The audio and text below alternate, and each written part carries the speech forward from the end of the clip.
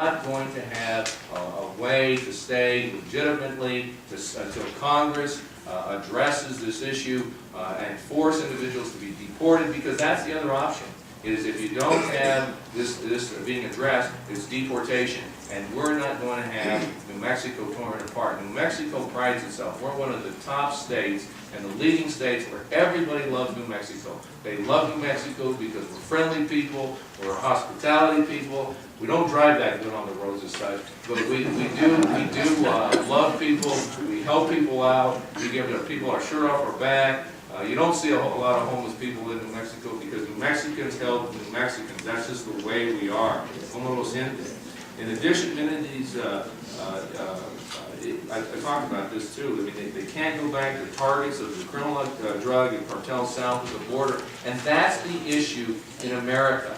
It's not the issue of illegal immigrants or undocumented people being in the country. It's the drug activity that is occurring, and the drug activity occurs because Americans create the market. We create the market. That creates the violence at the border. That creates the drug cartels. Americans fund the market, period. If the Americans didn't fund the drug market, you wouldn't have the violence, you wouldn't have the competition of bringing drugs into America, and you would take down, in my humble opinion, a lot of the crime, and that's what needs to be addressed. So it's what I'm attempting to do, and I think what this bill does, and this isn't a Chavez bill. This wasn't created by me. This is vetted through a number of individuals over a long period of time. This is a concept that arises from talking to people in state government, from talking to people as secretaries and past secretaries, and talking to illegal aliens or illegal undocumented people. This is a culmination of a number of ideas that's put into this body. So I take no pride in authorship. These are ideas coming through individuals from the state of New Mexico. If we don't take some type of action that provides for this, what happens? We have an economic depression and a meltdown in New Mexico. Individuals cannot get insurance. They cannot get the registration. This bill will allow that.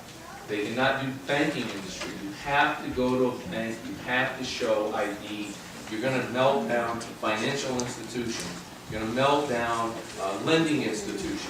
This is a huge concept. So we take the issues of license, and that's the tip of the iceberg, because it's a complete pyramid of how this shakes out, and we've got to address it. In addition, I'm concerned about the resulting impact on our roads, our agricultural industry that I've already mentioned. Without doing this, and there's going to be major catastrophe if you just take away the licenses and say there's not going to be some type of netting that provides for undocumented individuals. Now, this bill provides for individuals. You get a permit, but it's just not a carte blanche permit. It's not where you just go in, ask for a permit, boom, the permit's issued. There's requirements. You got, as the law enforcement wants, they want a criminal background check. That does a criminal background. NCIC check. If felons, you're not going to get a license or a permit. It's not a license, it's a permit. You're not going to get a permit.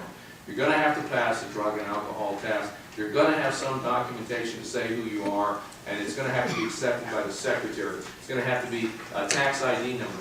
In the United States, you can be an undocumented person, you can be an illegal alien, and you can get a tax identification number. You can also bring in documentation of a birth certificate, maybe a birth certificate combined with affidavit saying who you are. Whatever the secretary deems appropriate and proper, that would provide documentation to prevent the activity that was testified to about criminalistic behavior of people coming in other states and using New Mexico as a mechanism in which to obtain other benefits and services which they should not have. This bill does not allow for privileges outside the state of New Mexico, and it provides for proof of valid residence in New Mexico. You have to be a resident of New Mexico. This bill, again, is compliance with the Federal Real ID Act. You know, there's some provisions within New Mexico that are even our state ID Act is not 100% in compliance. This bill is. If you tie this bill into Representative Nunez's bill, this bill comes into full compliance. This bill is important to preventing a major problem in the event the state cancels the driver's license of whatever thousands of people. I look forward to any questions by the committee. This is what I would like to see. I would like to come out of this committee as a no recommendation. It's a controversial issue. It's an issue, again, that needs to be addressed. Mr. Chair, you asked us to address the committee recommendations from the subcommittees. So what this bill will do, and we can merge it into the other bills, and they dovetail in together and they work perfectly. I would like to introduce my expert witness who's beside me, Bruce Dunethorpe, who is my chief of staff, and who also had many years of service with Representative Josephine. He was his chief of staff and held various positions with the late representative. So Bruce Dunethorpe is here, and I'm glad to have him on board as my chief of staff. Thank you, Mr. Chair. Thank you, Representative of the panel. Welcome, Mr. Dunethorpe. Welcome. Thank you, Representative Chavez, for your leadership.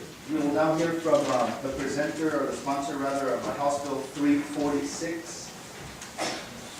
House Bill 346, Representative Bill.